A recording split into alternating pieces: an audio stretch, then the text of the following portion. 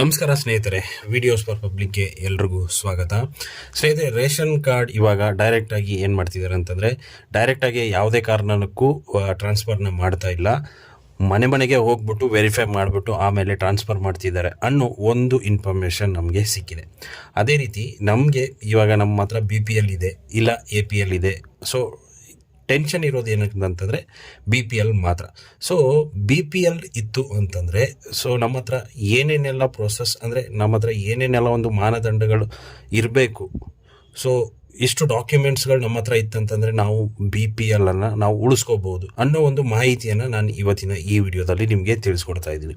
So ಅಷ್ಟು documents ನಿಮ್ಮ ಹತ್ರ ಇತ್ತು ಅಂತಂದರೆ ಈಸಿಯಾಗಿ ನಿಮ್ಮ ಒಂದು BPL ಕಾರ್ಡ್ ಏನಿರುತ್ತೆ ಅದು ಹಾಗೇ ಇರುತ್ತೆ. ಇಲ್ಲ ಅಂತಂದರೆ 100% ಆಗಿ APLಗೆ ಬರುತ್ತೆ.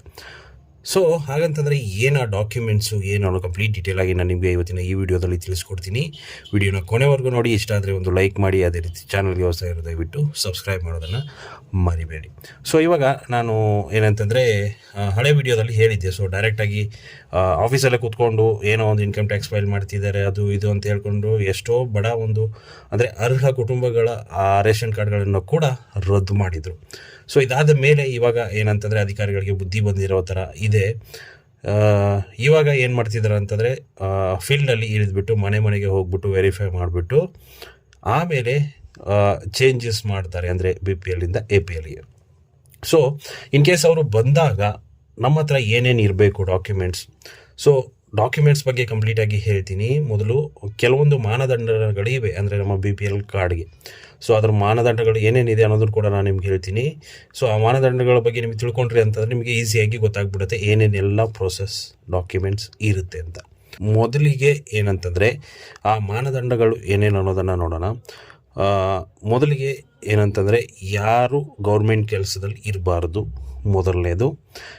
ಎರಡನೇದು ಬಂದುಬಿಟ್ಟು ಯಾರ ಹತ್ರ 4 ವೀಲರ್ ಇರುತ್ತೆ ಅಂತಂದರೆ ವೈಟ್ ಬೋರ್ಡ್, ಯೆಲ್ಲೋ ಬೋರ್ಡ್ ಅಲ್ಲ, ಹಳದಿ ಕಲರ್ ಬಣ್ಣದ ಒಂದು ಗಾಡಿ ಅಲ್ಲ, ವೈಟ್ ಬೋರ್ಡ್ ಅಂದರೆ ಬಿಳಿ ಬಣ್ಣದ ಒಂದು ನಂಬರ್ ಪ್ಲೇಟ್ ಯಾರ ಹತ್ರ ಇರುತ್ತಲ್ಲ 4 ವೀಲರ್ ಅವ್ರದ್ದು ಅದು ಇರಬಾರ್ದು. ಅದು ಇದ್ದು BPL ಕಾರ್ಡ್ ಇತ್ತಂದರೆ 100% ಆಗಿ ರದ್ದಾಗತ್ತೆ. ಅದೇ ರೀತಿ ಇನ್ಕಮ್ 1,20,000 ಅಂದರೆ 1,20,000 ಒಳಗಡೆ ನಿಮ್ಮ ಒಂದು ಇನ್ಕಮ್ ಇರಬೇಕು. ಅದಕ್ಕಿಂತ ಜಾಸ್ತಿ ಇತ್ತಂತಂದರೆ 100% ಆಗಿ APLಗೆ ಕನ್ವರ್ಟ್ ಮಾಡ್ತಾರೆ. ನೆಕ್ಸ್ಟು ನೀವು ಗ್ರಾಮೀಣ ಪ್ರದೇಶದಲ್ಲಿದ್ದರೆ ಅಂತಂದರೆ 3 ಹೆಕ್ಟರ್ಗಳಿಗಿಂತ ಜಾಸ್ತಿ ಭೂಮಿ ಇರಬಾರ್ದು. ಸೊ ಜಾಸ್ತಿ ಭೂಮಿ ಇತ್ತಂತಂದರೆ 100% ಆಗಿ ಹೋಯಿತು ಅಂತಾನೆ ಲೆಕ್ಕ. ಅದೇ ರೀತಿಯಾಗಿ ನಗರ ಪ್ರದೇಶಗಳಲ್ಲಿ 1000 ಸ್ಕ್ವೇರ್ ಫೀಟ್ ಅಷ್ಟು ಜಾಗ ಇರಬಾರ್ದು. ಸೊ 1000 ಸ್ಕ್ವೇರ್ ಫೀಟ್ ಅಷ್ಟು ಜಾಗ ಇತ್ತಂತಂದರೆ ಅವ್ರಿಗೂ ಕೂಡ ಈ ಒಂದು BPL ಕಾರ್ಡ್ ಉಳಿಸ್ಕೊಳ್ಳೋಕ್ಕೆ ಆಗಲ್ಲ. 100% ಆಗಿ ಅದು APLಗೆ ಟ್ರಾನ್ಸ್ಫರ್ ಆಗುತ್ತೆ. ಸೊ ಇದಕ್ಕೆ ಬೇಕಾದಂಥ ಡಾಕ್ಯುಮೆಂಟ್ಸ್ಗಳನ್ನು ನೀವು ರೆಡಿ ಮಾಡಿಕೊಂಡಿದ್ದೇ ಆಗಿದ್ದಲ್ಲಿ ನಿಮ್ಮ ಒಂದು ಕಾರ್ಡ್ ನೀವು ಈಸಿಯಾಗಿ ಉಳಿಸ್ಕೋಬೋದು. ಇಲ್ಲ ಅಂತಂದರೆ 100% ಆಗಿ APLಗೆ ಹೋಗುತ್ತೆ. ಸೊ ಇವಾಗ ನೋಡೋ ಪ್ರಕಾರ ಅಂತಂದರೆ ತುಂಬಾ ಕಾರ್ಡ್ಗಳು ಟ್ರಾನ್ಸ್ಫರ್ ಆಗುತ್ತೆ 100% ಆಗಿ. ಯಾಕಂತಂದರೆ 1,20,000 ಅಂತಂದರೆ ಎಲ್ಲಿ ಏನು ಒಂದು ಅರ್ಥ ಆಗಲ್ಲ. ಯಾಕಂತಂದರೆ ಇವಾಗ ಪ್ರತಿಯೊಬ್ಬರದ್ದು ಬಂದೇ ಬರುತ್ತೆ ಅಷ್ಟು ಇನ್ಕಮ್. ಸೊ ಗೊತ್ತಿಲ್ಲ, ನೋಡಬೇಕು ಎಷ್ಟು ಕಾರ್ಡ್ಗಳ ಟ್ರಾನ್ಸ್ಫರ್ ಆಗ್ತಾವೆ, ಎಷ್ಟು ಕಾರ್ಡ್ಗಳು ಕ್ಯಾನ್ಸಲ್ ಆಗ್ತಾವೆ, ಏನು ಅಂತ ಗೊತ್ತಿಲ್ಲ, ನೋಡಬೇಕು. ಇವಾಗ ಪರಿಷ್ಕರಣೆ ಶುರು ಆಗಿದೆ ಅಂತ ಒಂದು ಇನ್ಫಾರ್ಮೇಷನ್ ಬಂದಿದೆ ಅಷ್ಟೇ. ಸೊ ಎಷ್ಟು ಸ್ನೇಹಿತರೆ ಇವತ್ತಿನ ವಿಡಿಯೋ ಇಷ್ಟ ಆಗಿದೆ ಅಂದ್ಕೊಂಡಿದ್ದೀನಿ. ಇಷ್ಟ ಆಗಿದೆ ಲೈಕ್ ಮಾಡಿ, ಶೇರ್ ಮಾಡಿ, ಸಬ್ಸ್ಕ್ರೈಬ್ ಮಾಡೋದನ್ನು ಮರಿಬೇಡಿ. Thank you so much.